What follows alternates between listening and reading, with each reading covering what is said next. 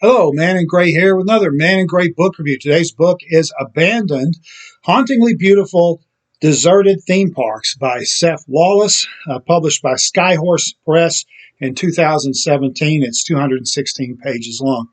Seph Lawless is a photographer who's made a career out of photographing abandoned urban sites of one kind or another. He's photographed abandoned factories, ghost towns, shopping malls, and in this case, theme parks, amusement parks.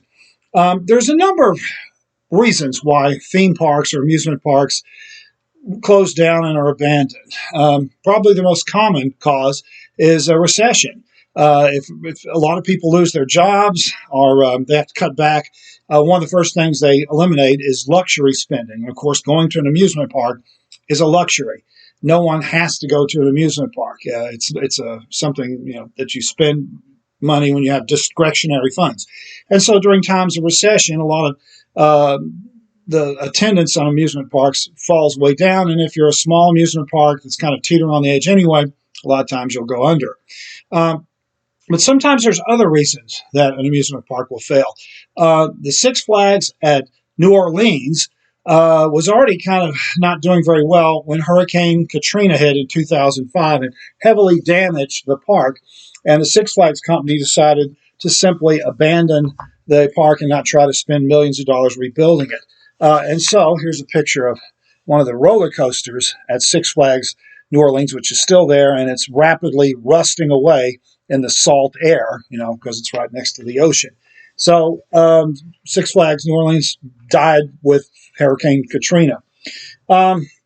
There's sometimes you have amusement parks or theme parks that are still functioning, but they close off part of their park, and that was the case in with Disney World. Disney World closed two of their events areas, Discovery Island and River Country, and they were shut down in 1999.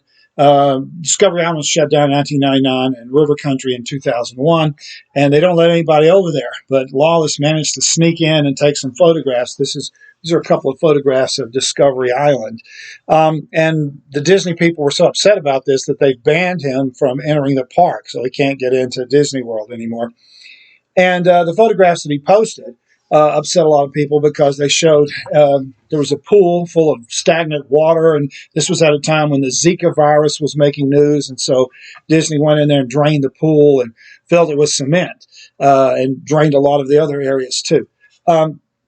Then we have other parks that fail for other reasons because of tragedies. The Joyland Amusement Park in Wichita, Kansas, folded up in 2006 after a young girl fell off of a Ferris wheel and was critically injured. The bad publicity about that caused the attendance to fall way off, and it was eventually abandoned. And here you can see that fateful, I don't know if you can see this, the fateful Ferris wheel here in the picture.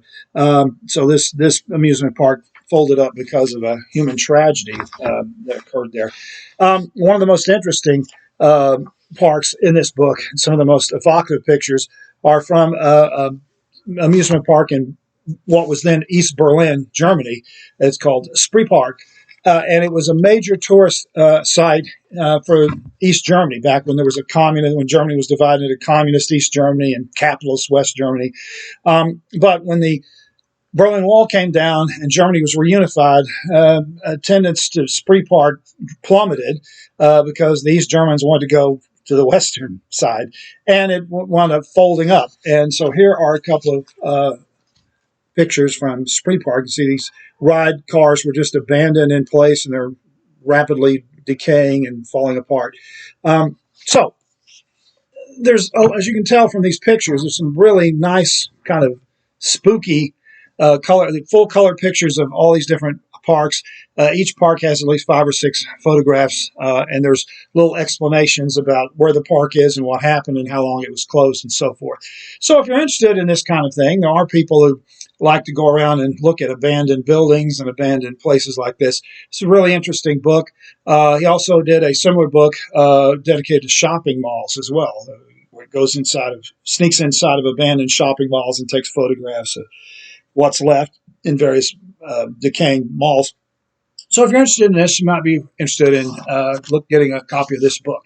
The book is Abandoned by Seph Lawless. This has been another Man in Great book review. Thanks for watching.